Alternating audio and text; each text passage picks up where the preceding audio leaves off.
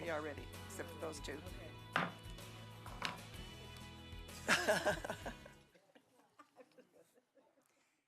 Hello, everyone. Thank you for coming. I would now like to call the February 28th, 2023 Longmont City Council regular session to order. If you are viewing this live stream at home, you can watch it on the city's YouTube channel, longmontpublicmedia.org, watch, or on Comcast channels 8 or 880. Can we have a roll call, please? Mayor Peck. Present. Councilmember Hidalgo Faring. Here. Councilmember Martin. Here. Councilmember McCoy. Present. Mayor Pro Tem Rodriguez. Here. Councilmember Waters. Here. Councilmember Yarbrough. Here. Mayor, you have a quorum. Thank you. Let's stand for the pledge, please. I pledge allegiance to the flag of the United States of America and to the republic for which it stands, one nation, under God, indivisible, with liberty and justice for all.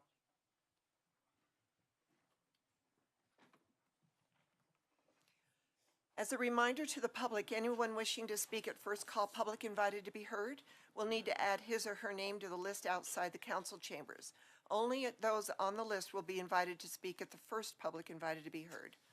Speakers who do not place their names on the list will have the opportunity to speak during the final call, public invited to be heard.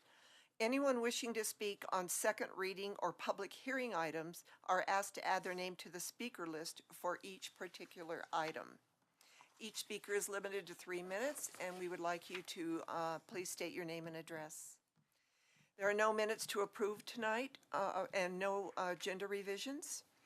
Are there any motions to direct the city manager to add agenda items to future agendas from council members? Nope. Seeing none, we'll move on to the city manager's report. Report, Mayor, Council. Okay, thank you. No special reports tonight, so we're going right on to the first call public invited to be heard. The first one is Kim Edmondson. She's not here. All right, Doa.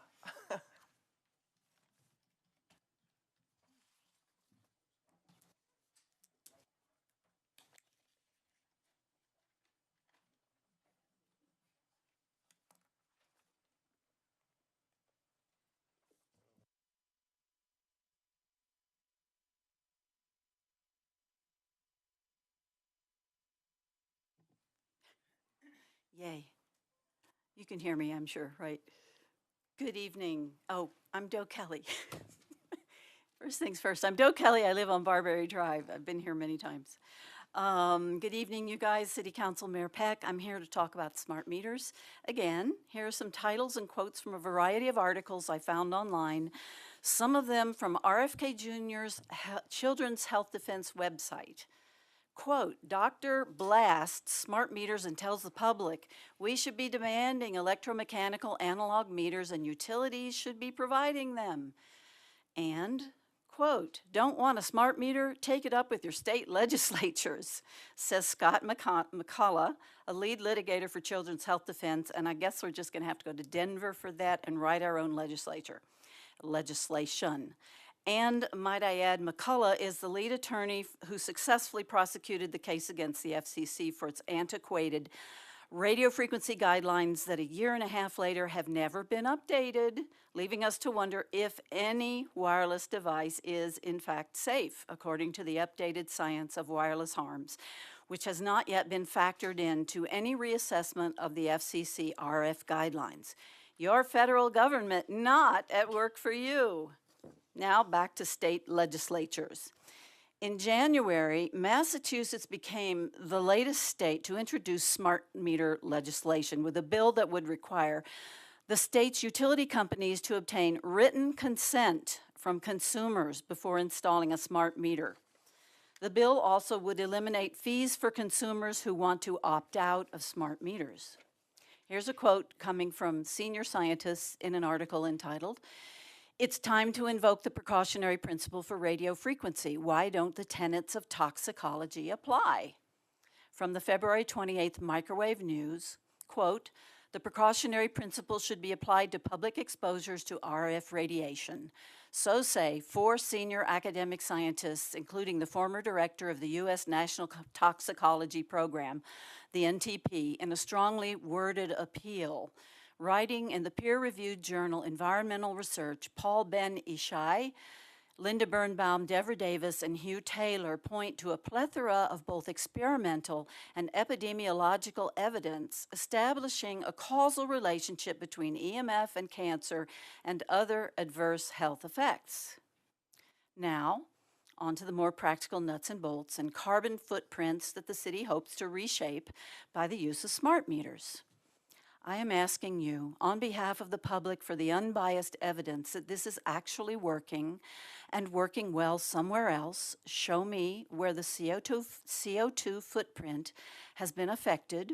Where are the savings for we the people? Show me the evidence this actually works somewhere, anywhere. Show me the unbiased, independently derived evidence that this will save me money. I have it on expert authority. Nobody is saving money or carbon once the smart meters go Thank in, you, au Deb. contraire. Thank you. Stop the smart meter rollout now, please. Kendra Pearshaw. Kendra's not here, I'm assuming. Corkett Onaran.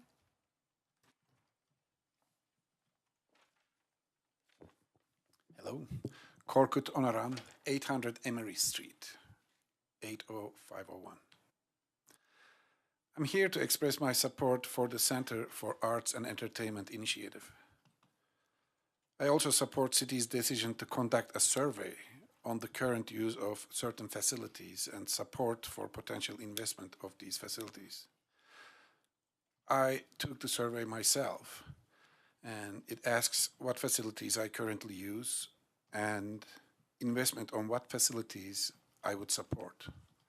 It's a good idea to have this information. However, in my opinion, the survey emphasizes the potential use and de-emphasizes the question of, is it good for the community? And those are different questions. Let me give you an example. I teach as an adjunct in the University of Colorado, Denver, and I have access to university's library system. So I don't use Longmont Public Library, but I would support any investment to make the library better because I believe it is good for the community. Longmont deserves a good library system. I encourage you to approach with the same question to Center of Arts and Entertainment.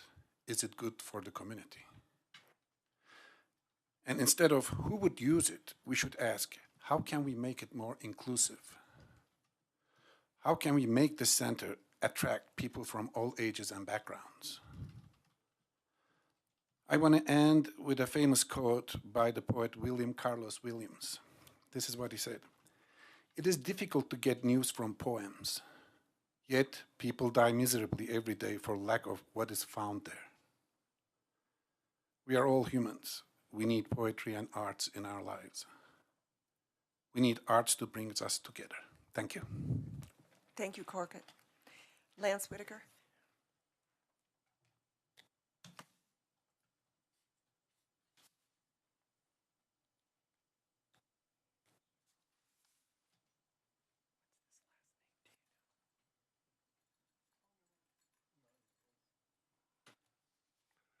Mayor and Council, my name is Lance Whitaker in support of House Bill 191230 again.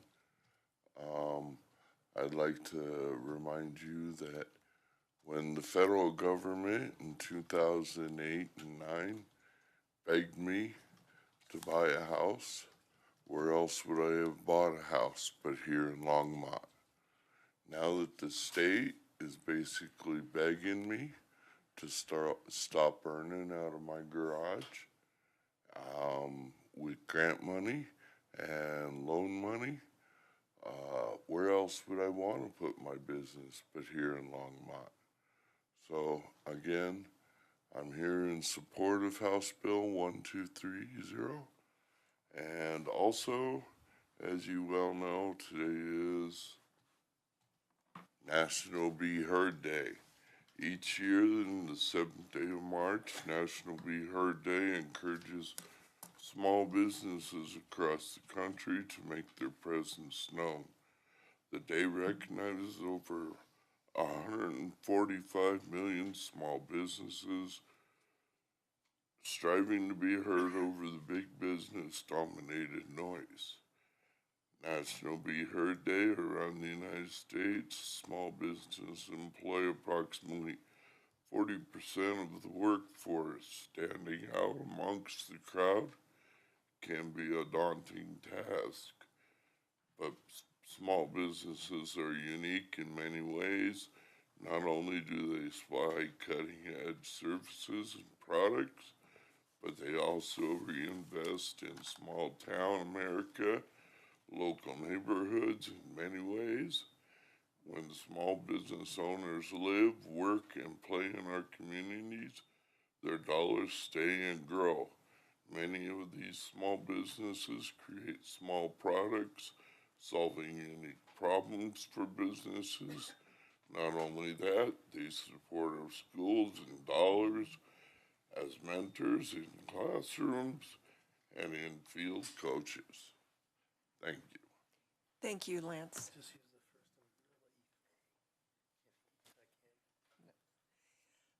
Ethan, and am I pronouncing this correctly? Is it Angren? Okay, close.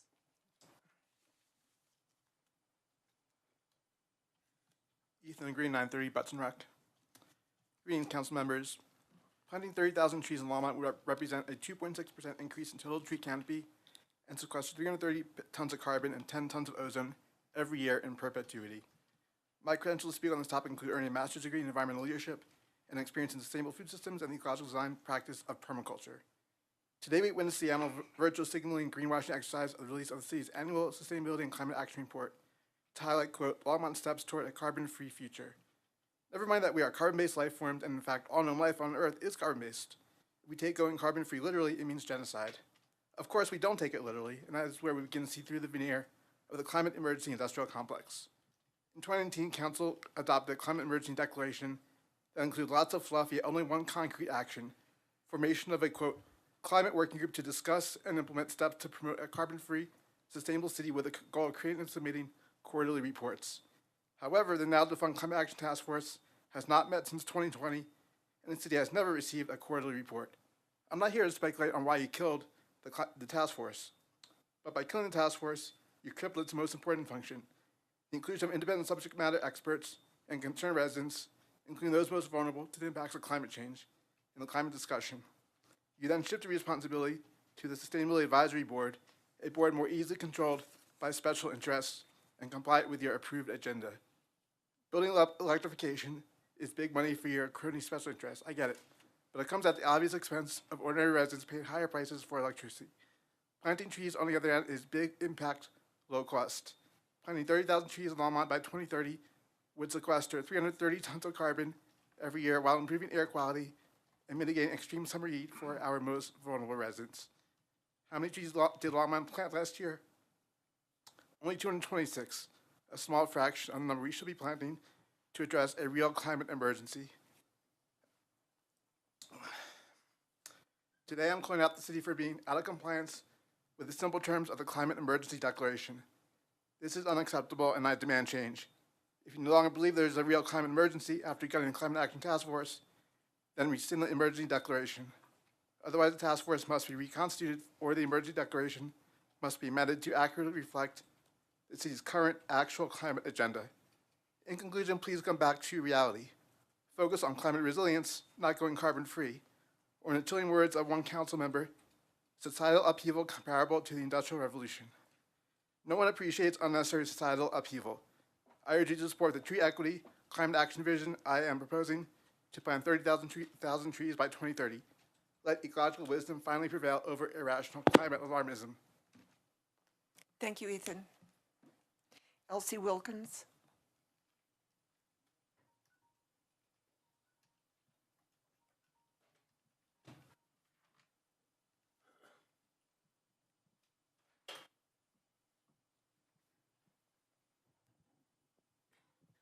Good evening. I'm Elsie Wilkins, and I live at 8664 Middle Fork Road, Boulder County.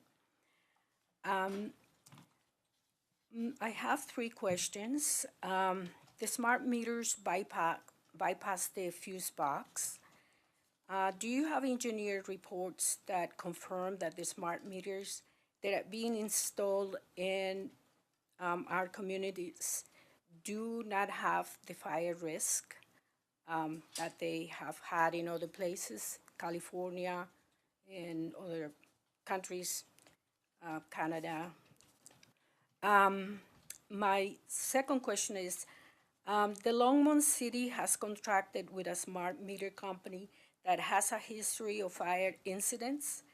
Have the risks been eliminated, and how have they been eliminated? And number three, the smart meters being installed in Longmont don't have a track record of saving electricity. Is that true? Also, I have a big concern about the pollinators, specifically the bees. So I have a question also. So what a picnic will be without bees? Honeybees are critical to U.S. food supplies. 1/3 of the foods we eat are pollinated by honeybees. Especially the good stuff are superfoods rich in vitamins and nutrients. They are the tiny forces behind more than 20 billion worth of U.S.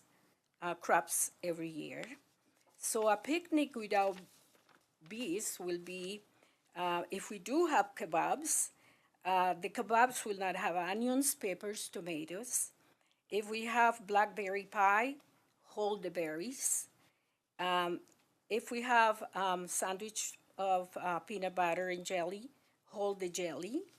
If we have lemonade, there won't be lemons for the lemonade. If we have watermelon in the picnic, there won't be watermelon. There won't be guacamole or salsa for the chips. If we have a salad, there will be no tomatoes, no cucumbers, no onions, no olives. If we have a fruit salad, there will be pineapple and bananas only. And if we have a pasta salad, there will be no broccoli, no olives, no onions, no peppers, no tomatoes. So I am concerned about what is going to be the impact on the pollinators with the rollout of more 5G towers and more smart meters and all type of equipment that affect our pollinators. Thank you. Elsie, would you mind giving your email address and contact information to Sandy Cedar? Thank you. Steve Altschuler.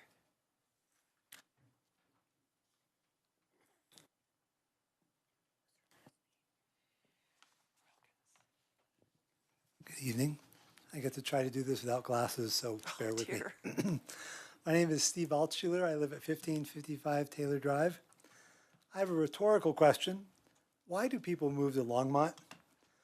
I moved here 16 years ago for good schools for my daughter, open space, and a good location for my window covering business. Longmont prospers from property taxes and business sales tax. All we ask in return is safe streets, good schools, and a few good restaurants. After 5 years at Blue Mountain Elementary and 1 year at Altona, I took my daughter out of public school and paid extra for a better, safer education at a Christian school. So I paid 2 times as much for her schooling because I still had to pay property taxes in Longmont. Now, what can ruin a city? 500,000 people have left California. Instead of opening Tesla in California, they moved to Texas.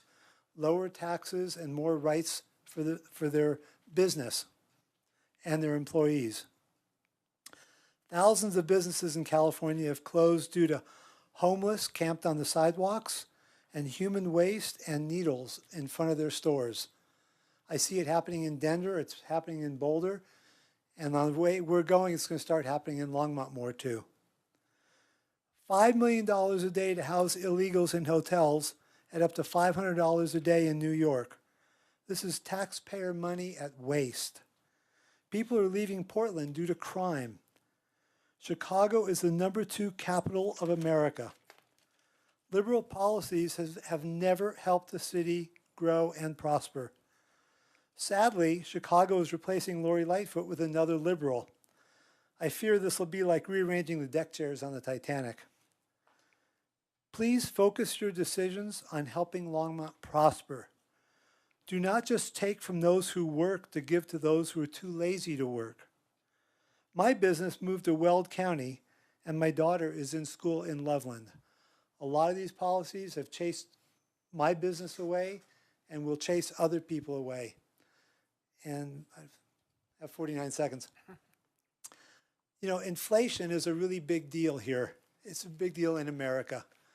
And when you look at, a couple weeks ago, you had a lady out here that was in, well, they talk about bathrooms now where you have a third set of bathrooms for the people that can't decide what gender they are. If you take a 3,000 square foot restaurant with 400 square feet of bathrooms, now it's 600 square feet of bathrooms because they need a third set of everything. That means there's 10% less space for tables, at least one less employee. And if there's less space for tables and less customers, the businesses have to raise their prices 10% to make the same money they would have made before. So all I'm asking is when you make the decisions that you make, look at unintended consequences, because a lot of these decisions are increasing inflation and other changes in our life. Thank you. Strider Benston.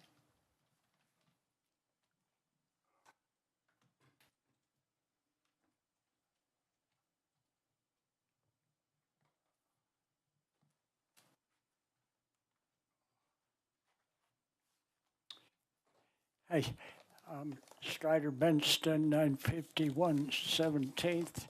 While I was preparing to come down here tonight, something hit me. I just discovered that the $200 cash I paid to my utility bill did not go through for some reason. It was cash. And I can't find my receipts, so they say they're going to cut off my electricity in tomorrow or the next day. I wonder if there's some way I can get another week to try to find what happened. I paid it cash, and she stamped it and handed it back to me, but I can't get any help in all of the sorting and things I need to do at home, so it's pretty severe. I came down. I saw the climate action thing was going on, and I saw in the newspaper there was criticism of the report not having been dealt with, but it takes a while. You know, regulations, meetings, committees, plans, whatever. I remember the climate conference we had here when I first moved here. I think it was, 07 or 08, I'm not sure what year. Hunter Lovins was speaker. We really had something going, but then we had a reactionary city council that kind of abolished everything. Today is the 58th anniversary of Bloody Sunday in Selma.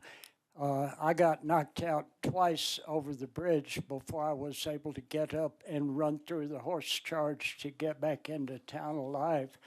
And Michael Belmont found finally a copy. It took me 55 years to get a copy of Ramparts magazine, June of '65. It's the best contemporaneous report that ever happened about Selma, and it's got 3 pages of my testimony that day.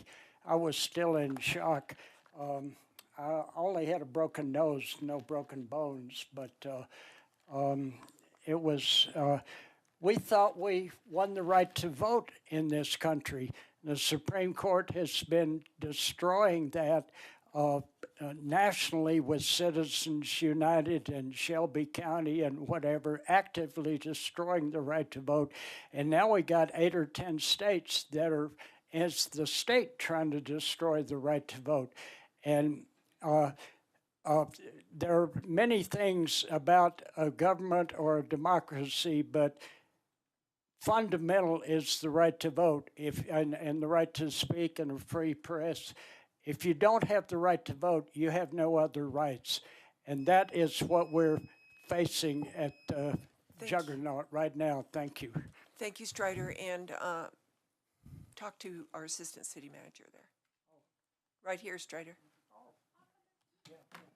I saw two people come in. Is Kendra here? Kendra Pearsall? Kim Edmondson? Come on down.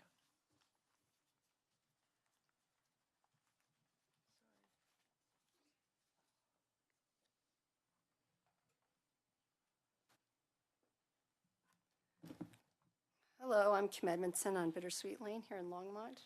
I'm here once again to oppose your smart meter rollout. I've looked at all of your city website on the meters, and no place is there any mention at all of the potential health impacts such as dizziness, ear pain, memory loss, heart palpitations, anxiety, insomnia, depression, hormonal disruption, chronic inflammation, lower metabolism, depleted mitochondria, or the long-term effects such as increased cancer risk, damage to nervous system, decrease in reproductive abilities. Shouldn't this information be presented to the citizens in advance so they can decide what risks they are willing to take with their health and the health of their family? This should be an opt-in and not an opt-out, and be penalized for opting out. Due to the fact there are potential health risks, people should be informed of those risks in advance. If they choose to go forward, then opt in for those meters. Instead, you're being charged a monthly fee for not playing along and having your current meter replaced with a non-EMI meter, which turns out, according to a local building biologist, emits more EMF radiation than the EMI smart meters, yet again being punished for refusing to play along. How shameful is that? I'm also going to ask that you end the climate emergency that was declared in 2018 and put a pause on all this sustainable energy hoopla that, as far as I can tell, is designed to financially drain the average citizen and serve as a digital wireless prison system for humanity. I recently sent you information to review regarding the topic of geoengineering known as weather modification technology. I think that is the real climate crisis, not my gasoline-run vehicles or gas stoves, which do not cause asthma. Childhood vaccines do that. You should be demanding they stop spraying at damn skies daily. It's so obvious I don't know how you don't see it. If you follow the sustainability money trail, it all goes right back to the corporations that are trying to run the planet, who are owned by the maniacs who fly their private jets to Davos, Switzerland, to figure out how will we own nothing, be happy, and eat the bugs. Which, by the way, the parasites are caused by eating insects, which is a major root cause of cancer that the Rockefeller-run medical schools have covered up to make more money off our chronically ill behinds. Mayor Peck, your League of Mayor organization, is promoting this sustainable garbage in a public-private partnership with people like Pfizer and other mega corporations whose heads turn up in Davos, Switzerland. The sustainability liaison, Lisa Knobloch, who is on the board for Colorado Communities for Climate Action, her group follows the lead of the Rocky Mountain Institute, which operated last year on $42 million this past year, which used to be known as the Carbon War Room, founded by Sir Richard Branson, yet another rich globalist trying to tell us how to live our lives. And we have the Biden regime and their recent $1.2 trillion Inflation Reduction Act. Of the $73 million for grid modernization, Colorado got $0. But we did get $432 million for infrastructure development of airports. Don't airplanes make huge carbon footprints? Why are we investing in that? We're all paying for that $1.2 trillion in the form of inflation. How is that helping the low income that you pretend to care so greatly about? How is this equitable? Thank you.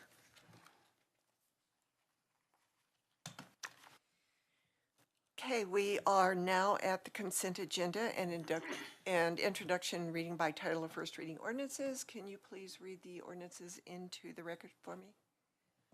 Yes.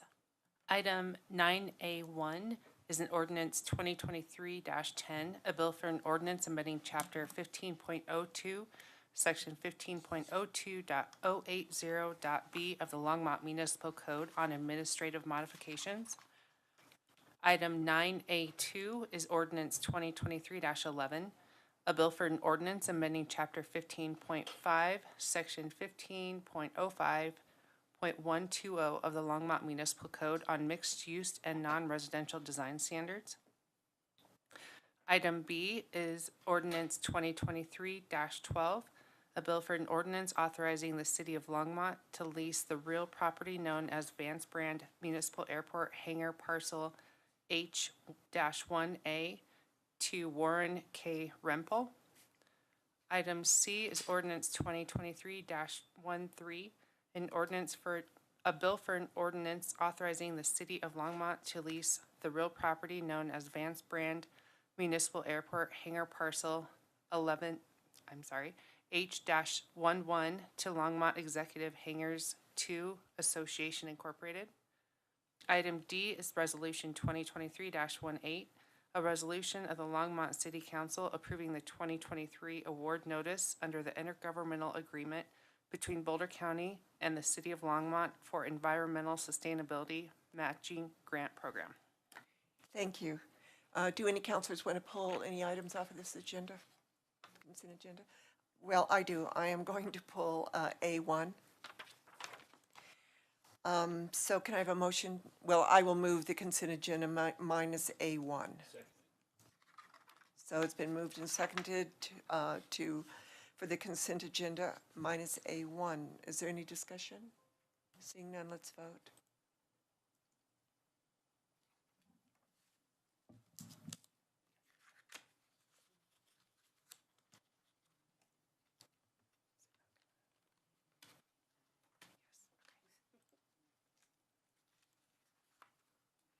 That passes unanimously. Thank you. Since we have no ordinances on second reading and public hearings tonight, we'll go right back to the items pulled from the consent agenda. And I do have a couple of questions. Let me close out this voting. Hello. No, I thought you were. Almost retired. Not quite. Not quite. Good evening. Good evening. I just have a couple of clarification questions. It is mentioned in here several places where a wall plane is used. What is a wall plane in a design standard? So, Mayor, wall plane would refer to kind of the vertical wall of a building facade. And so typically in terms of architectural design, it references kind of variation in that wall plane, so you get a little bit more of a variety in terms of architectural features related to building design. Okay. So again, the wall plane is kind of the horizontal surface of a building facade. Okay, great, thank you. Vertical. Sorry. Yeah, I knew you meant vertical. That's what happens when you almost retire. That's right.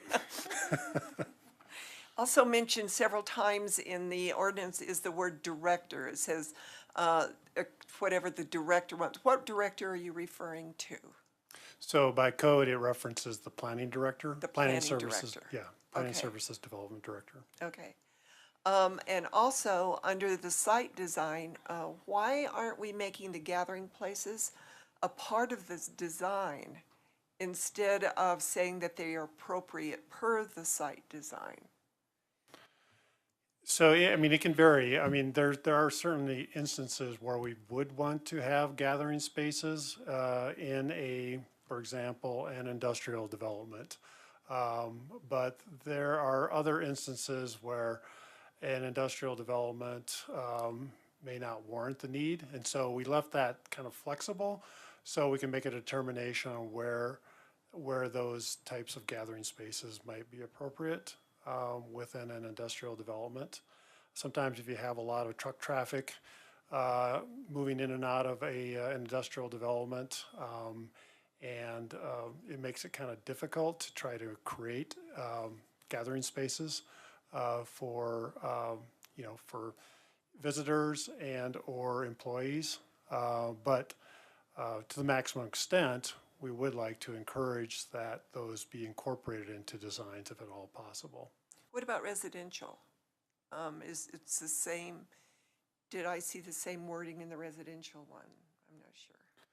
No, this is focusing primarily on, the changes are primarily focusing on kind of industrial building design. Okay, We're still utilizing gathering spaces amenity spaces for mixed-use developments, yeah, other non-residential developments and residential developments. Okay, as long as we're continuing to look at that. Yes. Thank you very much. And that was the end, those were my questions. So I moved that we approve 2023-10, which is A1. So it's been moved by myself, seconded by Counselor Martin. I'm sorry, I do see Counselor Waters. Thanks, Mayor Peck. I wouldn't have pulled this off. I might have just called and asked the question, but since it was pulled off, in the council communication, there's a reference to the use of the word flexibility. And the first conversation I was in when it came to zoning and code was when Brian, you and Aaron were, I'd sat up there and listened to a couple of presentations about a pretty substantial update of the land code and, you know, to align it with Envision Longmont. And if I heard the word flexibility once, I heard it, I don't know how many times, many times during those presentations. And then I got a chance to vote on it. You know, by the time it was finished, I was elected, which I thought made sense. For me, you know, my biggest interest was to hear you and Aaron and others talk about what the big picture was, kind of the vision from a planner's perspective for the city and how that was reflected in the code, right? But the notion of flexibility resonated with me. And since then, there's only one time that I recall an item came to us that was an appeal from planning and zoning, that the staff recommended approval of a project that planning and zoning didn't approve, and then it was appealed by the applicant.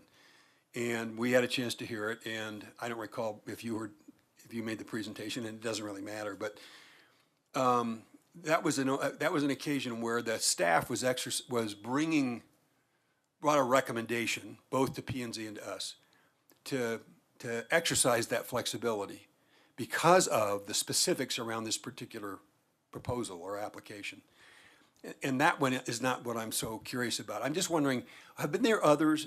I don't know if this, maybe Glenn's been in these conversations. Have there been other projects where you've either needed the flexibility and didn't have it, or times where you had the flexibility and used it in ways that were consistent with what the kind of the intentions were with the proposals or the recommendations you brought back in 2018? Because that's a long question, but you get No, that's yeah. fair, Councilmember Waters. Yeah, I mean, I think there's been a variety of different instances, both from the standpoint of applications that might be considered administrative, where staff has more discretion to make determinations. And I think, you know, from that standpoint, it's been helpful for staff to have the flexibility. And as you've probably noticed in this particular ordinance, there's some additional flexibility built in for alternative design compliance. Some permissive language that, Right. yeah. And so I think from that standpoint, that's been helpful. And I think the developers have appreciated that as well as we've gone through the development review process in terms of, you know, they always have concerns about how long, you know, they're in the development review process and getting their entitlements in a timely fashion. And I think the flexibility, as long as the requests are reasonable and the design, you know, they still are proposing a good design, that the ability to have that flexibility helps staff to be able to make those determinations on whether or not to approve the request for a modification or not. And have that ability to approve that, obviously, facilitates the ability to move projects through the process quicker. I think the same can apply for, you know, whether staff can make a determination on whether or not something needs to go up through a hearing process or not. And having that flexibility, again, helps staff in terms of being able to make reasonable determinations without the rigidity of having to send it up through a hearing process if it makes sense to approve a modification. Yeah, it made sense then. We just haven't been in those conversations because it plays out at a different level, right? It's your judgment or it's Glenn's judgment, but we just haven't seen those. So it's good to know that all that work that was done back in in 2017 and 18 that resulted in that, in the major land code update, translated into options that has created efficiencies and whatnot, because the only one where you're in sense didn't seem to play out that way. So it's good to know. And one thing else that I'll add is that, prior to the code update in 2018, and I was staff liaison and continue to be staff liaison for the Board of Adjustment for variances. Prior to 2018 code, we'd have regular variance requests that went before the Board of Adjustment. I would say since the code has been adopted and we have additional flexibility and we've updated our standards, it's pretty rare that we have those variance requests going to the Board of Adjustment. So from that standpoint, I think that's been helpful. Thanks. Thank you. I just want to make a statement as well that when I ask questions up here, it is also, even if I know the answer, it is for the residents and the people watching at home. So if they have questions, they are answered in public.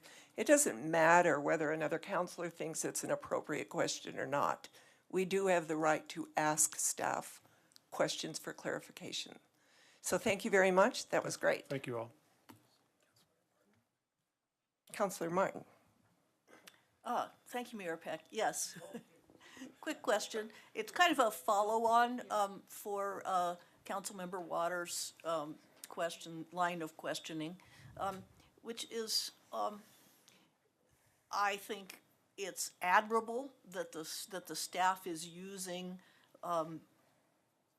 incorporating more flexibility into our design codes, and especially since I think, as pretty much the whole planning staff acknowledges, we are in a period of transition in terms of our expectations about what building in Longmont needs to be to meet the needs of the city. The Planning and Zoning Board, on the other hand, tends to be selected based on their willingness to adhere to every jot and tittle of the code, which I think is probably what happens in the example that Dr. Waters cited. So the staff had been flexible, planning and zoning was less flexible. It came to us, and we voted with planning and zoning because we did not incorporate the idea of flexibility into our application of the code. Do you have any advice for us when that happens? Because, we're not as experienced as you are in terms of understanding the consequences of a variation. And the same is, we're also not as experienced as the Planning and Zoning Board. This seems to create a puzzle for us, which I think, I just like your advice.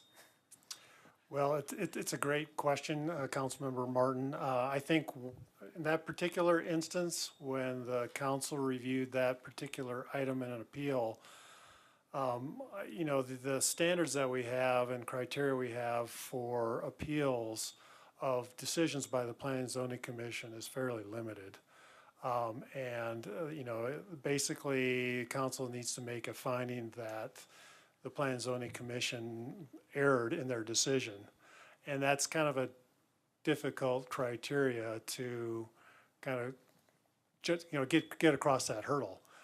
It's not like it's a de novo review of a request for an appeal on a particular item.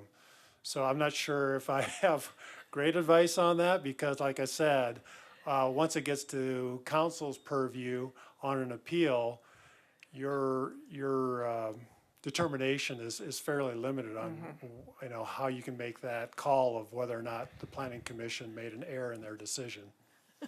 So everybody did the right thing, and we still didn't get the thing we really wanted. So I thank you. We're really off topic at this point. We need to vote on this motion. And we are very limited on appeals. Thank you for that. And let's vote on this. Point of order. No, Councilmember Martin. Yeah. Yeah. I made the motion to move A1, and Councilor Martin seconded that. So let's vote.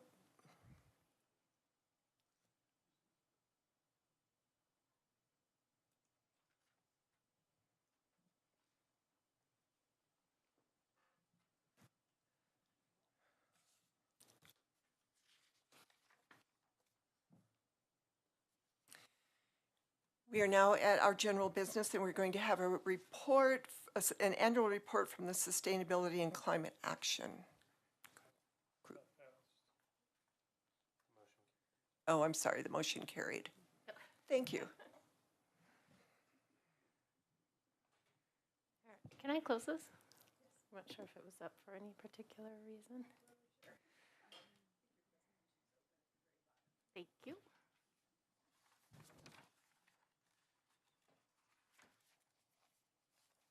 Here we go. Good evening, Mayor Peck and members of council. Lisa Knobloch, Sustainability Manager with Strategic Integration. And I'm here tonight to share with you the 2022 annual report and the progress that we've been making toward our sustainability and climate action goals. All right, I lost. Okay, there we go. So I'm just going to do a pretty brief overview of the Sustainability Plan and Climate Action Recommendations report, just because I know we have some new council members that may not be as familiar with them. We'll go through the annual report and some highlights of the work that has been underway there and how we're doing in terms of meeting our targets and goals. We'll review the recently completed 2021 greenhouse gas inventory and have some time to discuss updating the existing greenhouse gas reduction targets. So the sustainability plan was approved in 2016. It contains these 10 topic areas listed here, and each topic area has an objective, targets, strategies, and timelines associated with each of those. Those all also support the guiding principles and goals within Envision Longmont, the city's comprehensive plan.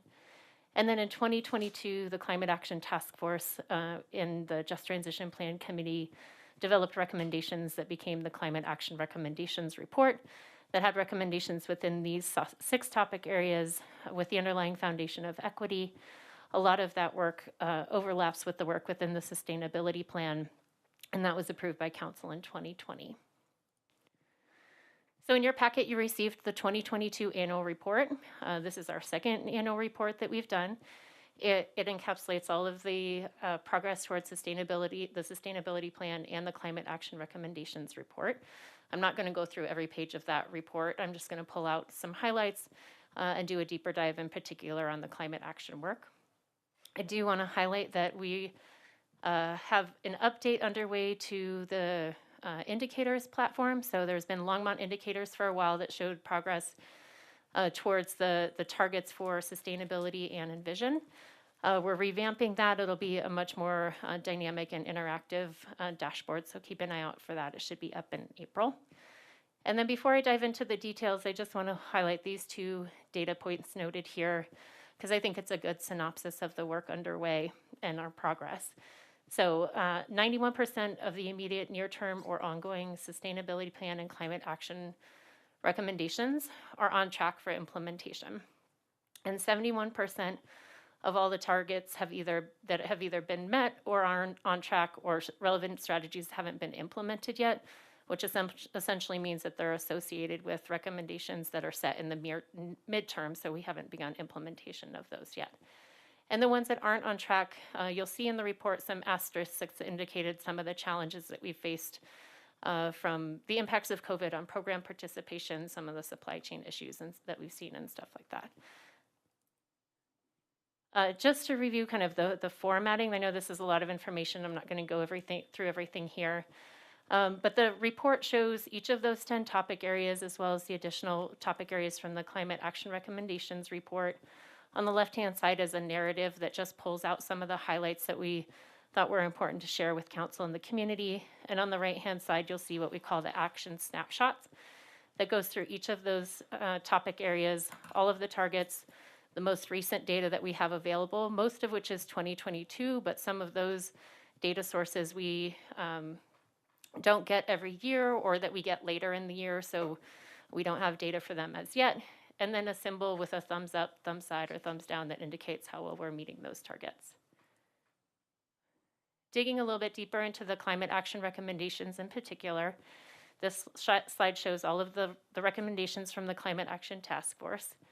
On the left, you see the near-term recommendations that were set to be implemented in the 2021 and 2022 timeframe. And those green stars there indicate all of the recommendations where we have work underway. You'll see the majority of the recommendations are underway, except for some education and outreach recommendations, which is largely, the delays for those are largely due to just staff turnover that we had last year. And then on the right, you see the midterm recommendations, which are set to be implemented in 2023 to 2027 timeframe. So we're just starting to get some of those underway. You'll see that some of them, there's progress already, but we'll be looking at those in the coming years to help us keep on track to meeting our goals. And then there were a handful of recommendations that were identified as monitor over time that just had some complicating factors to them that we just wanted to keep an eye on before we move forward to implementation. Sorry, the colors got pretty washed out on that one. But I also wanted to highlight that in addition to the recommendations from the Climate Action Task Force, we have equity-focused recommendations that were developed from the Just Transition Plan Committee that were specifically focused on how to incorporate equity into climate action.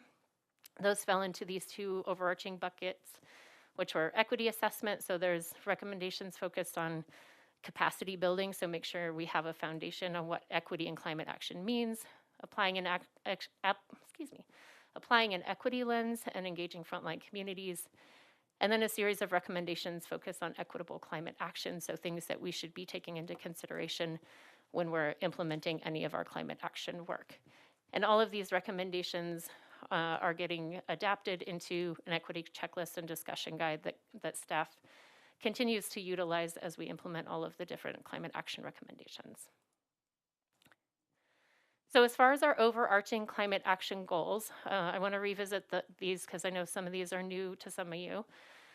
So in 2018, we did the city's first greenhouse gas inventory to understand what are the sources of our greenhouse gas emissions. And we developed a report that identified a number of recommendations that would help Longmont reduce those greenhouse gas emissions. We then took all of those recommendations and had them modeled into the future, into 2050, to understand what the potential reduction to our greenhouse gas emissions could be.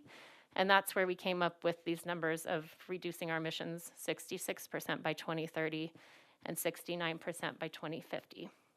And just a couple of key pieces of information here. First of all, this is under ideal conditions. If we could put all of these recommendations into place, this is what we could potentially see as far as an impact to our emissions reductions. And then as I want to note, there's not a big drop from 2030 to 2050. That is largely because of our 100% renewable by 2030 goal. So you can see that really by and far has the biggest impact in reducing our emissions. So that's why you see the big drop in 2030 and then not as big of a drop to 2050. So how are we doing in meeting those goals? Now we have 3 consecutive greenhouse gas inventories. So we have those 3 yellow dots are our actual emissions from those 3 years, 2016, 2019, and 2021. And in the 2021 inventory that was just completed, we saw 13% emissions reduction from our 2016 baseline. So we're doing pretty well overall. And that number reflects both our activities that we've been doing, again, largely the transition to 100% renewable energy, as well as our other work in terms of energy efficiency and transportation. It also reflects some just changes in methodology in terms of accounting. So as I mentioned, we recently completed the 2021 emissions inventory. This was, we actually bumped this up a year because the county was doing their countywide inventory along with a number of the Boulder County communities. And so it made sense for us to just be part of that process and be aligned with their timeline. We did, of course, have to incorporate the Weld County portion of Longmont so that we weren't just looking at the Boulder County side. So it is a complete inventory for Longmont. As you can see, our 3 sources of emissions are still electricity, natural gas, and transportation. A couple of things I just want to call your attention to. This big kind of orangish red color that you see at the bottom here with the green arrow says additional equity share emissions, which is kind of a complicated thing to understand, but I wanted to include this here because essentially this isn't part of our formal inventory, but this is the emissions that are associated with Longmont's portion as a member owner community of Platte River Power Authority. So the dark blue electricity, that's our emissions associated with the energy that we consume in Longmont, that we purchase from Platte River and consume in Longmont. As an owner community, the additional equity share is essentially our proportion of the emissions that Platte River is associated with the energy that Platte River sells on the open market. So it's just acknowledging our responsibility as an owner community there. And then I also want to call attention to this green slice up here that says transboundary aviation. That's essentially our proportion of emissions from DIA that gets allocated to Longmont. So that does get incorporated into our inventory, but obviously that's something that we don't have a lot of direct control over. So I just want to highlight that as well. Now that we have 3 consecutive inventories, we can start to see some year-to-year comparisons. So we pulled out a couple of things that we know council is particularly interested in to highlight. So you see total stationary energy, that's essentially the energy that's used in buildings through electricity and natural gas. You can see there was a bump from 2016 and then a drop into 2021. Total transportation has kind of bumped around a bit. This is one of the areas where the data methodology has changed somewhat, which makes it a little bit challenging for us to track, but hopefully gets us closer and closer to more accurate accounting. There's been a bit of a bump in the waste section. But you can see when all of that rolls up into total emissions, that overall decline, which is where we're seeing that overall 13% reduction from our 2016 baseline. So I'm going to get into those 3 priority sources, so electricity, natural gas, and transportation, talk about how we're doing as far as our targets there and the work underway. So in the electricity section, we have our overarching emissions goal. As I mentioned, we've reduced 13% by 13% by our 2016 baseline. And we have 2 supporting targets that help us meet that goal, one of which is an electric energy savings through efficiency measures. We didn't meet that target in 2022, largely as a result of, as I mentioned, continued impacts to program participation as some of the lingering effects of COVID, and also starting to see a lot more significant supply chain issues that impacted the materials associated with efficiency. And then increasing our renewable energy mix. I want to highlight, first of all, the importance of energy efficiency in helping us to meet our 100% renewable goal, because obviously everything that we can save through efficiency is power that we don't have to generate in the first place, so that's an important component. And then as far as meeting our target to get to that 100% renewable by 2030, we are doing well there. We don't have 2022 numbers yet. I'm sorry, we should have those in the next couple of weeks. I was hoping to have them for you tonight, but we don't have those quite yet. But looking again at that split from delivered energy, so what's actually delivered to Longmont, we're at about 50% renewable. And when we look at Platte River Power Authority's total portfolio mix, it's about 37% renewable as of 2021. I'm not going to go too much more into the 100% renewable work because my colleague Susan Bartlett from LPC is going to be coming to you on Saturday as part of the retreat and doing a deeper dive into that area in particular. I did want to highlight, I just dropped in the recommendations from the Climate Action Task Force here, just to show you that there's the near-term recommendations in the blue and the midterm recommendations in the red there. The green arrows are indicating that there's progress underway. I'm not going to read through all this. It's just showing you that there's a lot of work happening in this space, all of which is rolling up to helping us meet those overarching goals. In the area of natural gas, we have the same overarching target. Our 2 supporting targets are, again, the energy efficiency one, because that's one of our primary measures in addition to building electrification to reduce our emissions from natural gas. And then I also wanted to mention one of the other targets is really keeping an eye on making sure that our low-income households can afford their utility bills and helping to keep those bills stable through energy efficiency measures. So again, that's really one of our most powerful tools to mitigating utility bill increases, whether they be from rates or helping folks to transition to building electrification. And there's also a lot of other benefits that are really important around in-home health, safety, and comfort associated with efficiency. As you can see, there's a lot of near-term recommendations, work that we have underway in this area. A couple of the yellow arrows just indicate where we've run into some challenges in meeting some of our goals and implementing these strategies. And a lot of those challenges are around, again, impacts to program participation and staffing constraints. In the transportation section, we have a specific goal to reduce our emissions in transportation 40% by 2030 and 100% by 2050. As of our 2021 inventory, we've seen a decrease in transportation emissions by 26%, so we're doing pretty well there. And then our two supporting targets are focused on increasing vehicle electrification and then also increasing mode share, so getting people out of cars entirely through biking and walking and rolling and access to transit. So even though our current 2022 numbers for electric vehicles show 1.6%, which is far from our 2030 goal, we're actually seeing some pretty positive trends, and we anticipate some exponential growth in that area. So there's a lot of work to be done, but there's a lot happening there as well. And then I just want to highlight that sub-goal particular to fleet and give Cash and our fleet folks a lot of credit for the work that they're doing there, because we are on track to meeting our 2025 fleet goal, which is pretty exciting. We do have the thumbs down for mode share, even though it looks like we're getting pretty close to our 2030 goal, only because we've been seeing a decrease in recent years with regards to mode share, largely likely due to the impacts of COVID on transit ridership. So we do hope to see those things rebound, but we did want it to be reflective of what the trends are that we're seeing, so we'll keep an eye on those things.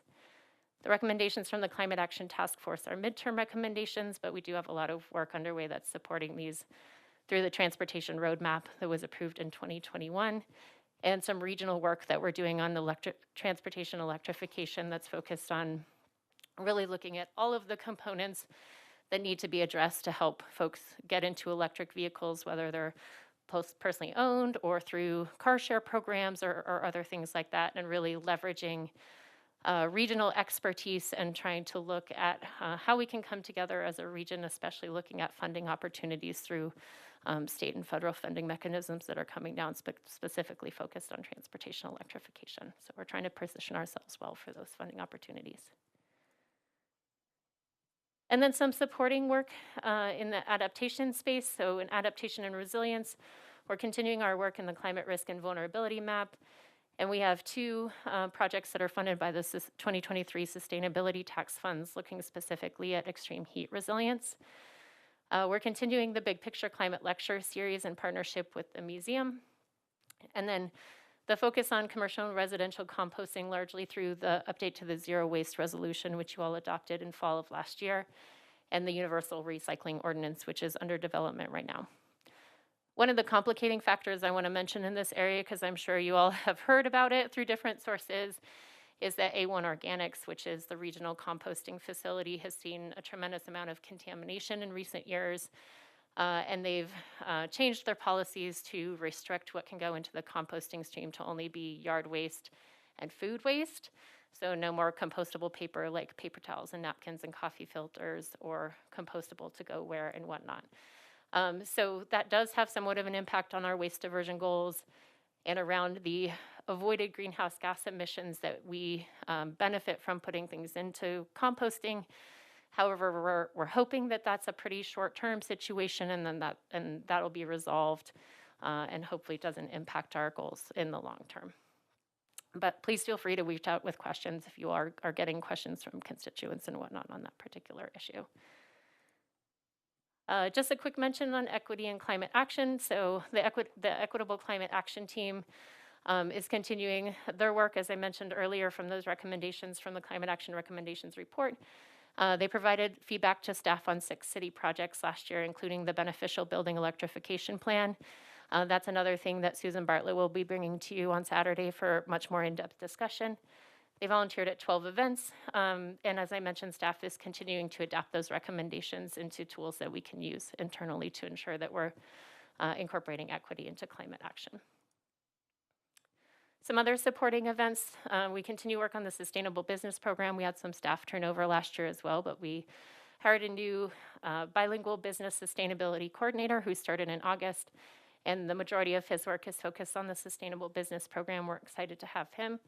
I wanted to highlight a pretty good, a high increase in the volunteers for the Parks, Open Space, and Trails volunteer program, and the tremendous value that that brings to our community.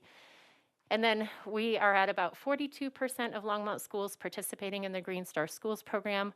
We also put some funding in 2023 from the sustainability tax toward this program as well, which puts us on track to have 100% of Longmont schools participating in that program by the end of 2025. And all of this work gets rolled up into our CDP reporting. CDP stands for Carbon Disclosure Project, which is a kind of a dry term, but it is the global disclosure platform for all municipalities, cities, states, regions, as well as companies and investors that are doing climate action work, both in mitigation, so reducing greenhouse gas emissions, and adaptation, so adapting to the impacts of climate change. It's a very robust framework that evaluates a number of different things in this area and then arrives at a score for each reporting entity. In 2022, 1,000 cities received a score. Only 122 cities globally received an A, only 2 in Colorado, of which Longmont was one. This was only our second year of reporting, so this is a pretty incredible achievement that really highlights all of the work that we're putting into this. I do want to note one of the changes that's been made if we want to maintain an A moving forward, and this leads into our following discussion. They changed to require a science-based interim target. We do have that with that 66% by 2030. Essentially, that's saying, based on your population, what is your community responsible for in terms of setting a greenhouse gas reduction target based on your population, and based on our calculations, that 66% number meets that requirement. But they do also require a net zero goal by 2050, which we don't yet have.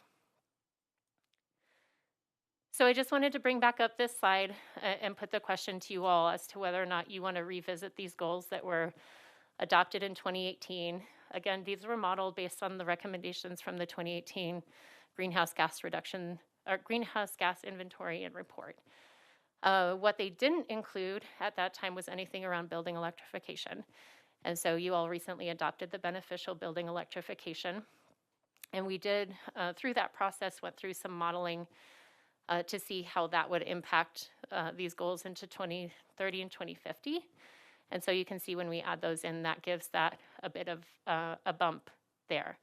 And so the question to council is, do you want to revisit, update these goals to reflect either just the potential impact from beneficial building electrification? I want to note one piece of this is potential code updates. And so this doesn't incorporate full electrification from all of those code updates. So there could be some additional impacts there. Also the opportunity, as I mentioned, to adopt a net zero by 2050 goal. And for those of you that aren't familiar with that, it's not necessarily saying getting all the way to zero by 2050. It's essentially saying getting as close as we can, and whatever remaining emissions would be offset by renewable energy or other methods. So I do want to highlight that even with building electrification, we do have this gap here to get us to zero in 2050. But I just want to open that conversation to you all to determine whether or not you want to revisit these or leave these as is for now. Thank you, Lisa. And opening it for discussion, Councillor Martin. Thank you, Mayor Peck. And thank you, Lisa, for going back to that slide, because that's where I was going to ask you to go anyway during the Q&A period. I am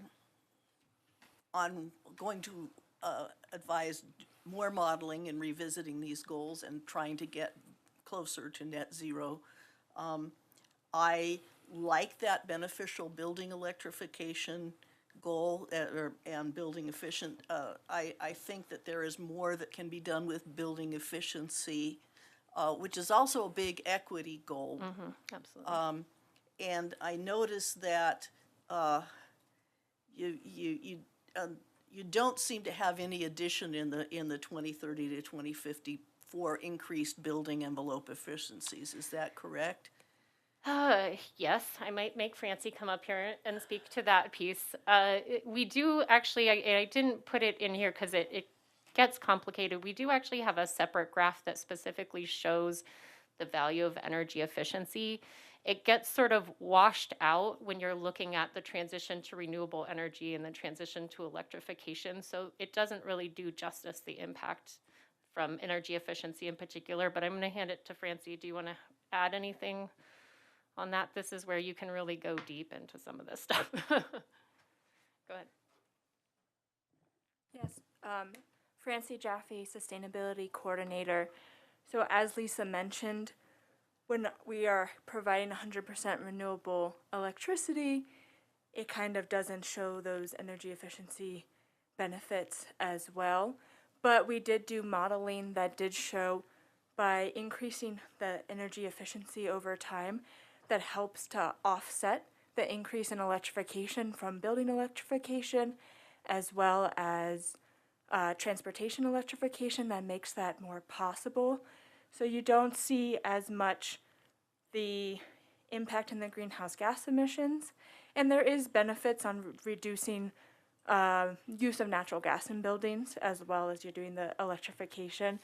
However, a lot of the strategies that we modeled focused a lot on reducing electricity because of when the strategies were developed, they had a strong focus on what was in the control of Longmont Power and Communications in the city.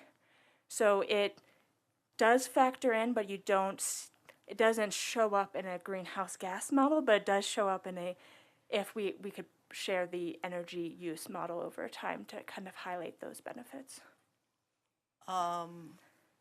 Okay, I'm not sure I understood that, but I do think, we could use building efficiency is going to still matter, especially considering that we are not going to be at 100% renewable by 2030. So building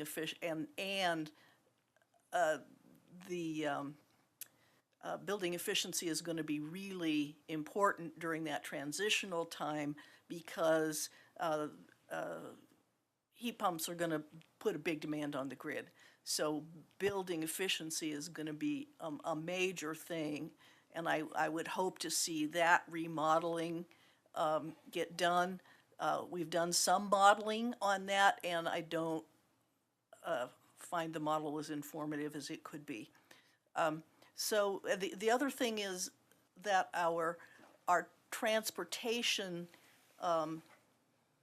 transition plan is pretty much incremental and pretty much based around replacement of internal combustion engines with electric vehicles, as opposed to transformative goals around public transit.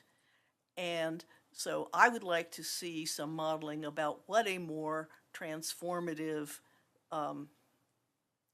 transit plan in the period of 2025 to, say, 2035, along the lines of what Mr. Greenwald has suggested. I'd like to see what that does, because I think it'd get us into the 90s by 2050, which is as close as anybody's going to get. So that's my position on it, and I really like this because it's clear and it shows us where the low-hanging fruits are.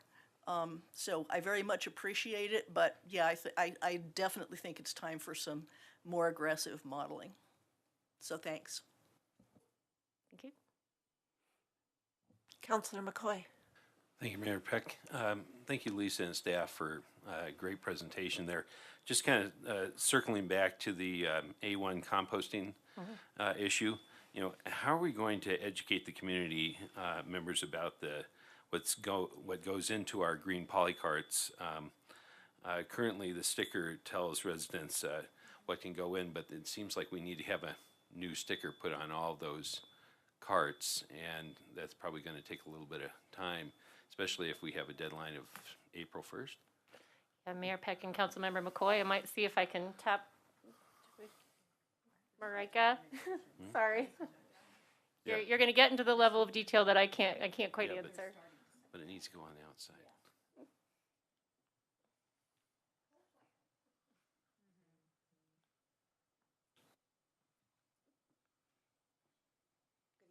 Council, you'll have to excuse me, Mike Unger, Citywide Communications Director. Could you please repeat the question? Oh, okay, my question was, you know, on the polycarts themselves, they have actually a sticker, which really helps people at the time of putting stuff into the cart. I understand that we can send stuff out through City Line and through other sources, and hopefully people read those, but it's the moment you're putting something in when you go, oh, I can't put that in, is what we need to kind of, it seems like maybe there needs to be a new sticker put on the cards. For the communication plan, yeah. So thank you for the question. I appreciate it. Councilmember McCoy, then Mayor Peck. I was so deep in something just now. I really do apologize. So I think that the answer is always yes on new and different ways to do that. We have been having a lot of conversations with the media and making sure that the information that's been getting out about the A1 changes have been accurate and helpful to the community. But I agree with you. I think there are always opportunities, similar to what we did with the plastic bag ordinance, right? We had little tents and stickers and things that went actually on the shop displays so that people could, in the moment, understand what was happening with those changes. So we'd be happy to explore some of the things that we can do on the A1 composting changes with that as well. Yeah, I just want people to not be surprised when they get ready to put something in. I understand getting kind of weird stuff in because people mow something up like a tennis shoe is what we heard. And we've definitely also created in the past those guides for what goes where and how you do that. Yeah. One of the issues that we have with that is it's hard to attach to the actual bins. Yeah. So we've been working on a campaign actually not just for the composting and what goes where, but also for people to know when to put things out, right? So if there's a holiday or something like that, we often see bins that are out for extra days, they get blown over because it's windy, something like that. So we've been working on a campaign that actually addresses a number of those things all at once. Okay, it's just on the bins when we first got them, and probably some have worn off, had that plastic sort of sticker on it that helped kind of make sure people were actually putting in the right stuff in the right in the bin. So thank you for your time. Question. Thank you. Mayor Peck, could I add one piece to that? You may remember that that solid waste does have that app as well, the Waste Wizard app, and so we're updating that as well. So as people are looking for their composting information on the Waste app, they'll be able to find it there. Certainly we'll do a campaign push, as Marika just talked about, and we'll double check about what happened with the stickers. And just to add on, I know Charlie's working closely with a lot of our regional partners to try to make sure that we're all saying the same things to folks across the region because everybody's getting hit with this issue. So. Thank you, Lisa. That was a great report. I do want to, Mayor Peck and council members, just come back to this question. Yeah, I'm happy to leave the targets as is for now or follow up with additional modeling if that's helpful. But I do want to get some specific direction. Yeah, if you all want to update these targets, again, you can set the aspirational 2050 goal of net zero by 2050, and then we can continue to hone our modeling to really inform those efforts in particular and help us understand that better. Or we can revisit the modeling and without setting an adjusted 2050 or aspirational target, and we can leave it as is. Okay, Councilor Waters. Thanks, Mayor Peck. Just, I wasn't going to weigh in until you came back with this question about targets and adjusting. If I look at just the greenhouse gas emission reduction of 13%, that's since 2016, right? 13% over 5 years. Its average is 2.6% annually. To get to 60%, it's going to require more than double that rate, 5.6% or 5.8%. What should this council or future councils be anticipating as recommendations? I assume that are embedded in the recommendations or in the strategies that were laid out by the Climate Action Task Force. Why should anybody be optimistic that we would hit that 66% reduction goal, given the accelerating rate that's going to have to occur to meet it? What's going to happen for us to more than double the rate of reduction on an average basis year over year. And I realize a lot of that is in the last 2 years, but what's going to happen in those last 2 years then that would give you and should give a council reason to be optimistic that we're going to hit that target? Yeah, Mayor Peck and Councilmember Waters, thank you so much for that question. I'll go back to what I was referring to earlier. So the modeling really looks at all of the recommendations from the greenhouse gas report, the sustainability plan, the climate action plan. Again, it didn't have the beneficial building electrification in there until we added it into this section. And it modeled based on a number of different assumptions, including adoption curves and whatnot, which is where we came up with these initial numbers. That big impact is largely through the transition to 100% renewable energy. So this does assume that we, at least according to as it is right now, that we will hit 100% renewable energy by 2030. We stay up to date. We get annual reports from Platte River on their emission factors. We get modeling information from them as well. We are going to be keeping an eye on the IRP that's coming up, because that will give us that information about how close we're going to be getting to that 100% goal and what's sort of left on us as a community to meet as well. So that's really where that biggest impact comes from, and that drop really comes from assuming that we will figure out how to get to that 100% goal.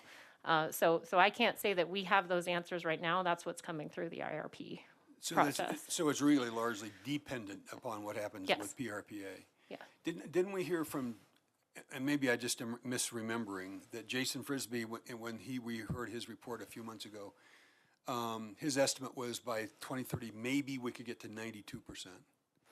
I'm going to have somebody else speak on that piece. So. I think that's in the ballpark, and so when you look at that 8% delta, I think that's where that reliability component comes in.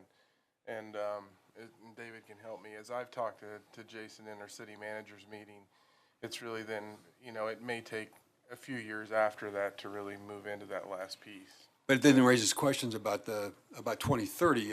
If that requires 100% renewable by 2030 and we can get to 92%, and you're going to the modeling is going to put us somewhere else in the year 2030 in terms of greenhouse gas reductions. Yeah. Yeah. Good evening, Mayor Peck and Councilmember Waters, Dave Hornbacher. And I think you bring up a really good question there. And so, as was noted a moment ago, we've got 2 integrated resource plans that will be completed by Platte River Power Authority prior.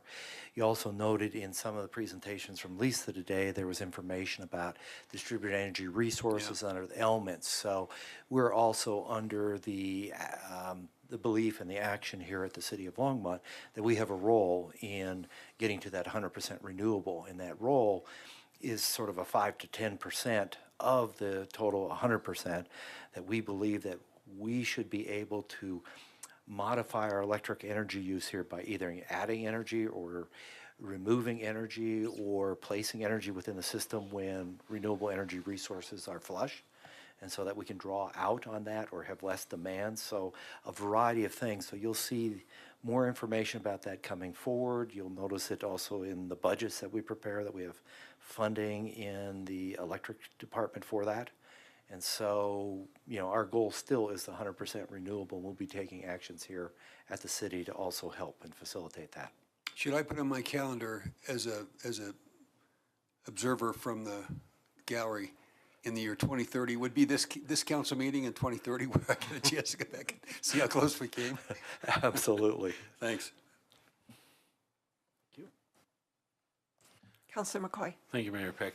Well, I kind of come from the point of view, if you don't run the race, you can't win the race. And so in this case here, I think we have to probably keep moving in the right direction. And I remember my buddy that I worked on with my towards my master's and PhD, and he always said, just keep moving forward. And so I think that's what we need to keep doing, is just keep moving forward here. Even if we miss it, at least we're closer than we were before. So do you need a motion? I think just direction. Recommendation. Yeah. So I guess what we need to do is to see if we want to stick with these goals or do we want to move them. If, let's give just I guess a consensus as to whether we think that we should stick with these goals. And if you want to raise them, chime in and just say we want to raise them to this, or I would prefer this, or I'm good with it. So my question now is, do we want to stick with the goals that we have given to the sustainability group? 1, 2, 3, 1 nay. Councilor Waters? Mayor Pro Tem? So all of us except for Councilor Martin, and I will let her speak to that. So, I'm not sure what you meant by stick with the goals. I mean, I think that Councilmember McCoy said we need to raise the bar. No, I was saying that just stay the course. Stay the course and keep in the race. Keep moving forward with what we're doing. My God. Well, because there are so many, because we are so far from net zero and because we have to make up for some shortfalls that PRPA has predicted. And so I think we need to work harder at that. And I am very surprised, considering that we have a climate emergency declaration in force, that nobody else thinks so. What goals, what would you like these to be raised to? I would like to be raised, well, first of all, I would like to be updated because we do have two promises from PRPA, 92% by 2030, but also to change the arc so that we have more greenhouse gas reductions between now and 2030.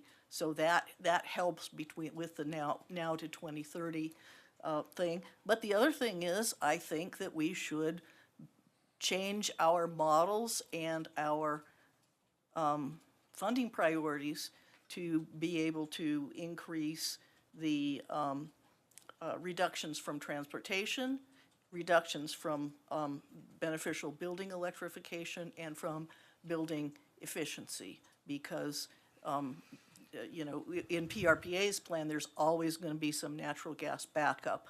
I also had a question to ask about the city's production of renewable natural gas and whether how that gets inventory. Does that count as essentially a carbon offset that we're doing that? Or is that an energy generation thing? Or what exactly, how does that work? Mayor Peck and Councilmember Martin, that is a great question that I might see if Francie can answer for me. Otherwise, I'll have to follow up and get back to you on that because I don't recall off the top of my head how that gets incorporated into the modeling in particular. Francie, do you know about the RNG, where that falls?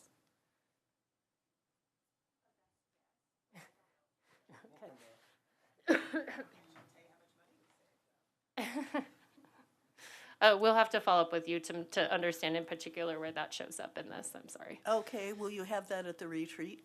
Oh, we can have that for you at the retreat. Okay. I would sure like to understand why the rest of the council does not want to raise the bar anymore, because I bet the staff wants to. So you know, I don't support staying the course. I guess that's all I get to say. So here's the way I look at it. As we are working on transportation, having meetings with RTD and coming up with a plan for intracity transit, we don't know where that is going in the immediate future. We're pushing hard on it.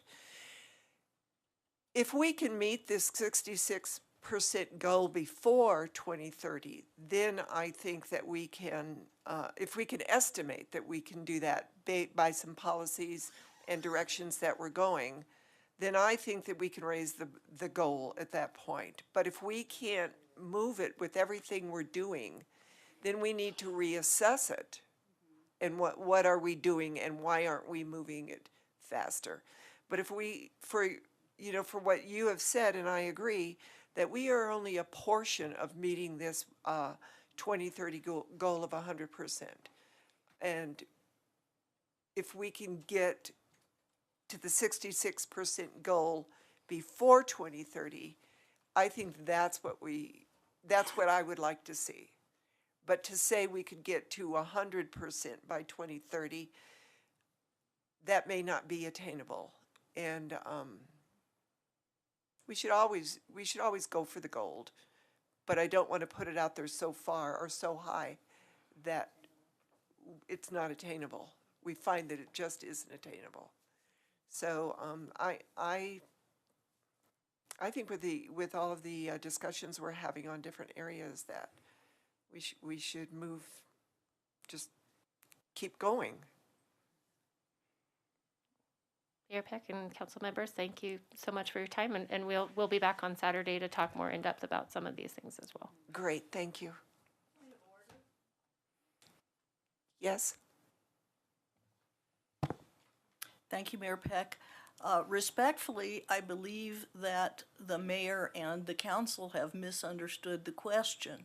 I think that there was not a particular amount of discussion about moving the 2030 goal. Ms. Knobloch talked about in order to continue to get an A from our climate evaluation, we needed to move our 2050 goal.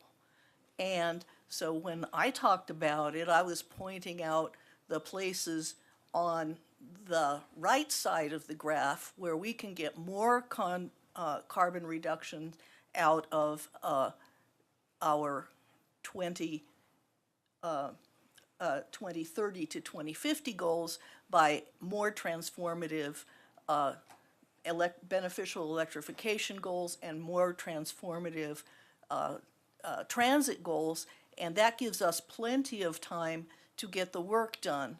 So with all due respect, could we not ask the council with that clarification whether they really wish to doom the sustainability organization to falling grades? First of all, I would like to ask the council, did you misunderstand the question? Did you misunderstand the question, as Councilor Martin has said, about keeping the goals where they are or moving them? Repeat it, and let's make sure everybody does understand that. Hey, Mayor Peck and council members, so the question is whether or not you all want to update the existing targets. My focus was largely on the 2050 target, which currently is 69% reduction, to either incorporate building electrification impacts, which are shown in that dark blue wedge, most of which would happen after 2030, again with the caveat that we don't have code updates as yet to plug into particular years, but still the bulk of that would largely be probably after 2030. So it would be incorporating the beneficial electrification or moving to an aspirational net zero by 2050 target. Thank you for the clarification. Once again, I'll call on Councilor Waters and see what he has to say on this. I'm probably not going to shed much light on anything, but it would be helpful for me, Lisa, if you have some if-then sequence. Councilmember Martin made reference to kind of reevaluating our funding priorities. I think I know where that would go in terms of what we would see as budget proposals in the run-up to the 2024, both in terms of capital improvement, or the capital improvement budget and operation budget. And I can speculate what we would see, but it would be helpful for me to hear from you. If you did X, Y, and Z, then from the staff perspective, we think it would model this way, right? If you have expectations, because also the statement made that the staff would aspire to see us set different goals. I would imagine there is an if that's the case, there's an if-then sequence in there somewhere, because you're not going to want us to see us set more aggressive goals without making some other adjustments in terms of the inputs, right? In terms of funding or staffing or whatever. So I wouldn't know how to answer the question. You asked for direction. I don't have how to give any other direction with what we've been provided without that. Without if you do X, then we could expect Y, and we would recommend or like to see X, right? In the absence of that, you've worked real hard on this. We've been with this for a while. I don't know what other direction to give other than what would be not even a swag for me. It would just be a wag, right? So if there's an if-then sequence, it'd be helpful. I don't know if anybody else would benefit from that in order to answer your question about different goals. I actually agree with that too. So before we even talk about the goals and whether they should change, or let's get the feedback that Councilor Waters, how do we get there? And if we do, what will it cost us to do that? So for me, let's go back then, let's look at the right side of this grid. Do we want to stick with this until we get more information back on the budgeting and the goals? Councilor McCoy. Thank you, Mayor Peck. Well, the only reason why I thought we should stick with it is that we didn't have all that information. We said that we would get some more detail at our retreat, and so I felt that it would be maybe a little premature to go ahead and try to start changing the field goals on this at this point here when I don't know what the effect would be. There's so many different levels of effect here that are at play that I'm concerned that what would happen. So I would like to know what that might look like, and there's no free lunch, so we know that there's going to be some costs associated with this. So it's something, and if there's no and it's not just financial cost, but it might be also all this is lost in a sense of a political loss. So of trying to move in this direction when we're the one of two cities that got an A, I would think that we're probably on a fairly decent track.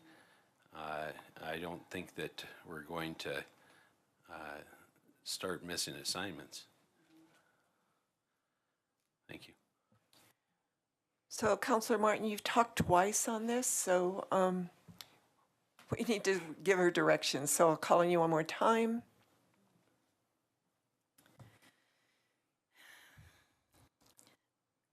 I've been hearing Councilmember Waters and Councilmember McCoy. Essentially, I believe that the sustainability staff is asking for direction to do more modeling to see what could happen and reset the goals. And the council is reacting as though we're being asked to set new targets right now, knowing nothing more than is known today. That 66% in 2050 is from a 2018 evaluation. I believe it was 66% in the old Lotus report that I read when I was first elected. So I think that it is, I still think that there is a misunderstanding going on about the process. The sustainability organization, in order to do its job, needs direction from council to do more modeling. It may not be more modeling tomorrow. It may be more modeling after the next PRPA report, but sticking with these 2018 goals with all of the changes that have happened since is really hobbling the organization, and I really have a hard time understanding. I don't understand how anybody expects the sustainability organization to continue to do its job if they are not authorized by the council to look into more aggressive modeling. So I see we have both the city manager and Becky Doyle here to weigh in. I think to, if I can jump in, to take what I've heard from different council members, if this, then this, and what are the choices. What we could do is come in and take the modeling and say, here's what we showed you today, where you can see the movement. We have 69%. You can see where the blue categories coming in with the codes, and here's what this is going to entail. And then we can come in and go, if this, then this is what it's going to look like, and give council some more information in terms of looking at what that future target's going to be. So you all can get a greater comfort level of saying, yes, we think this is where we want to be based on what we're presenting out of the modeling information, which would mean you don't necessarily have to say it today to go, we want to move to 100, but Right. Go back, do some modeling, bring those options back to us. Let us know what that's going to entail and what changes that will really require when you look out in that window from 2030 to 2050. And we can do that.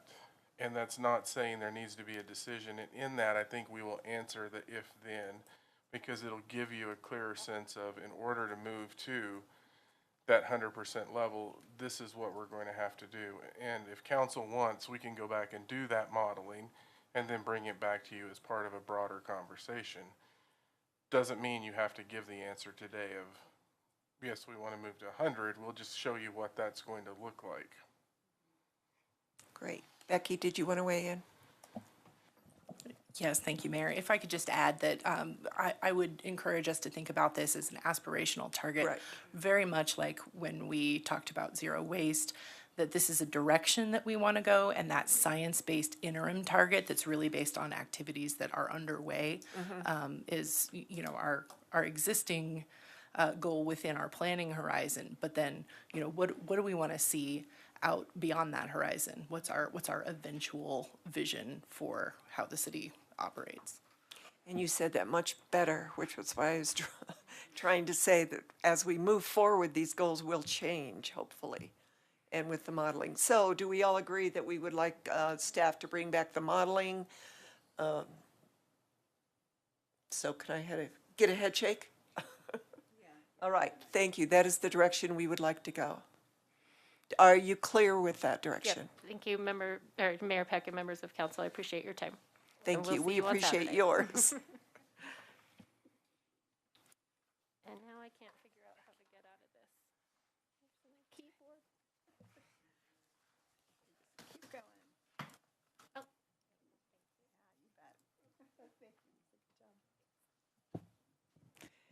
Now we have our legislative bill update with Assistant City Manager Sandy Cedar. Hello, thank you, Mayor. Sandy Cedar, Assistant City Manager. We have 3 bills for you to consider today. The first one, Senate Bill 23111, concerning public employees' workplace protection. It sounds like a good concept. I certainly think most people believe that public employees should be protected, but this particular bill actually creates some real problems for home rule municipalities.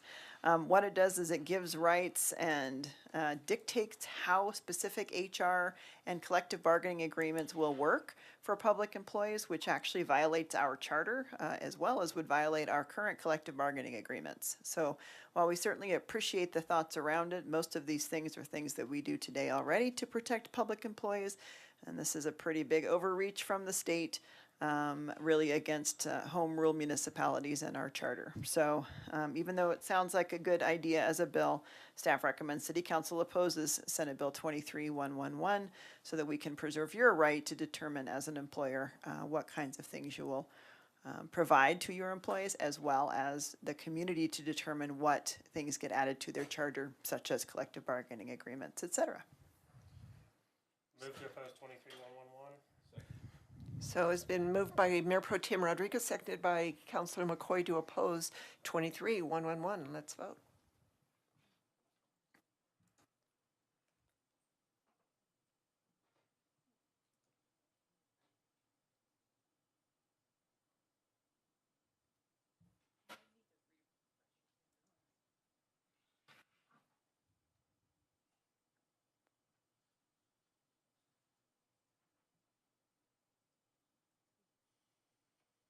are we waiting on?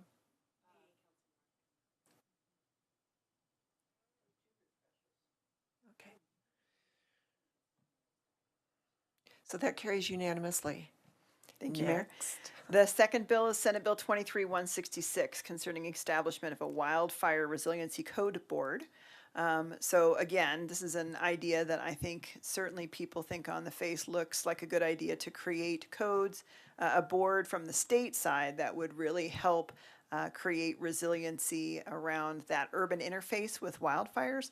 But a state code board certainly is exactly against home rule municipalities. And while we would certainly love some suggestions from the state, or if they're willing to bring expertise on what that looks like for our codes, that's one thing. But to determine what codes we would institute as part of that urban interface is not appropriate. So we are requesting the City Council opposes 23-166. Can I have a motion? Move to oppose 23-166. So that motion to oppose 23-166 was made by Mayor Pro Tem Rodriguez, seconded by Councilor Waters. Let's vote.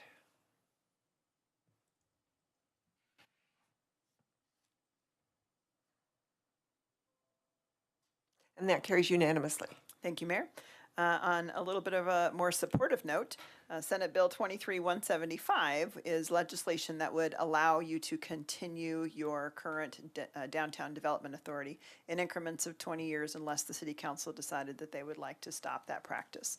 Obviously, our Longmont Downtown Development Authority does amazing work, and to be able to continue their funding you know, as this work continues, I think is just an amazing gift to the residents of Longmont.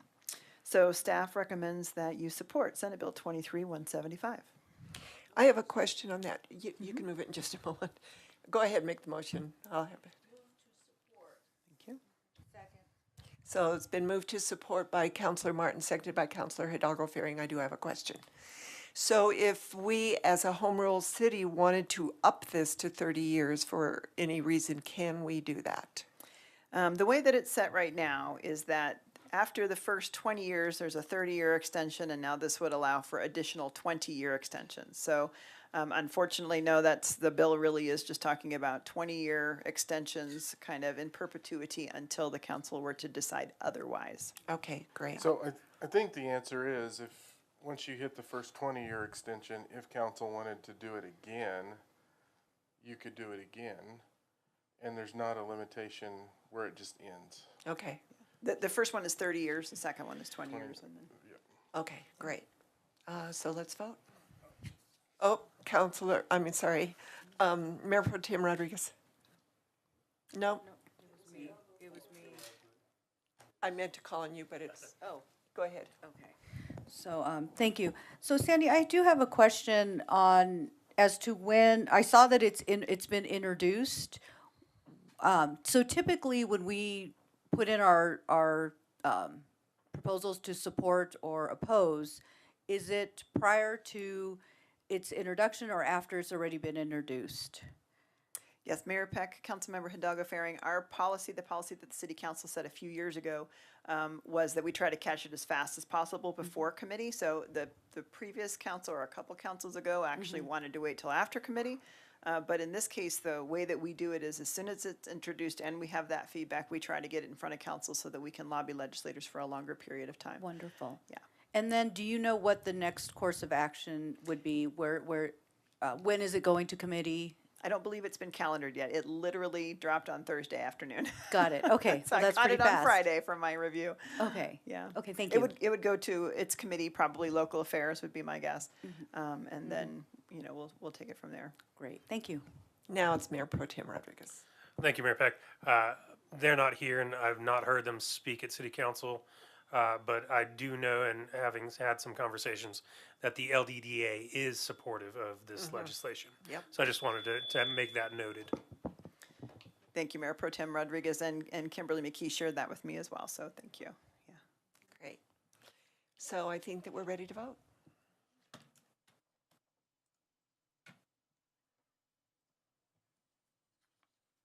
And that carries unanimously. Thank you, Mayor. Thank you. So, final call, public invited to be heard. Is there anyone in the public that would like to speak? Strider, I see you.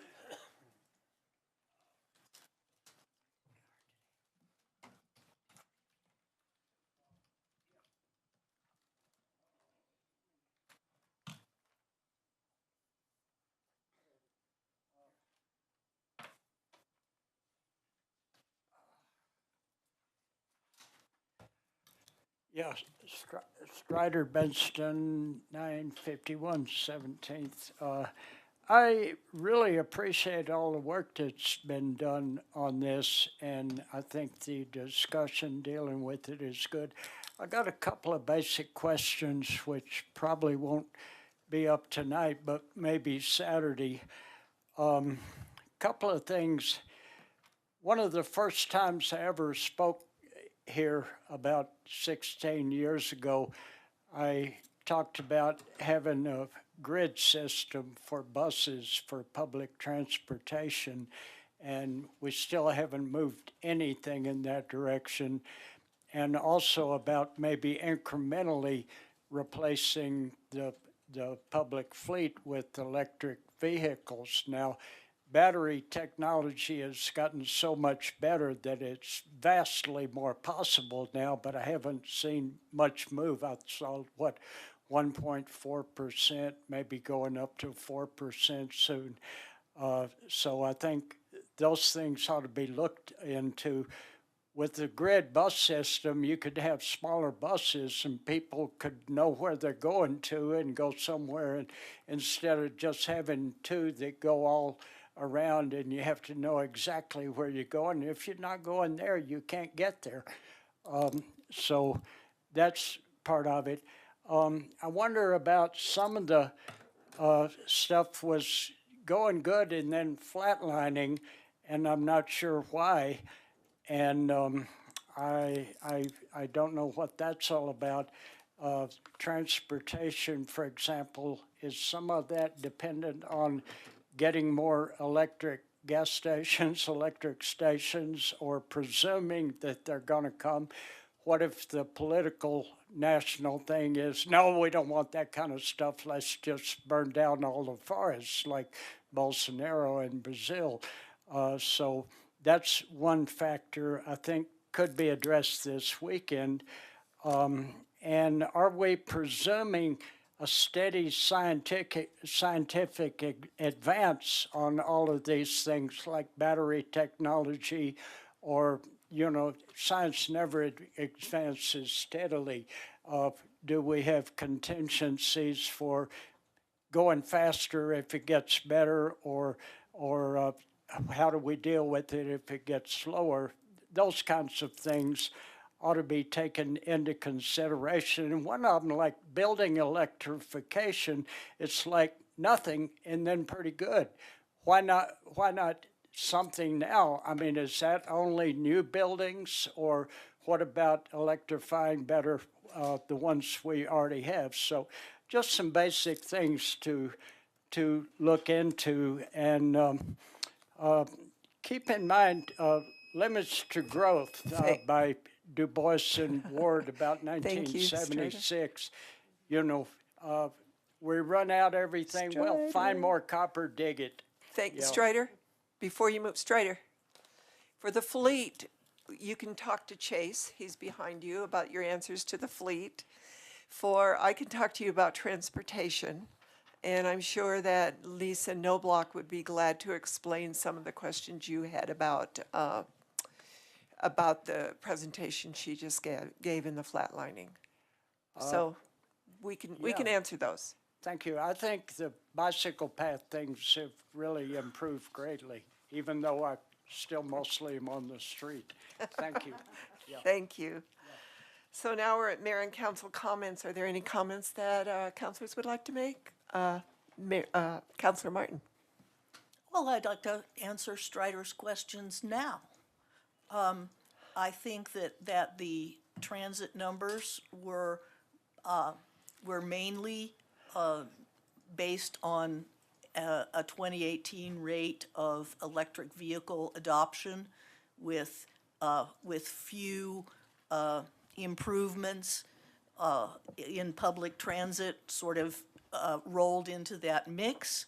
I think Lisa Knobloch mentioned in her presentation that alternatives in public transit could yield considerable gains. I think perhaps just the council did not hear it.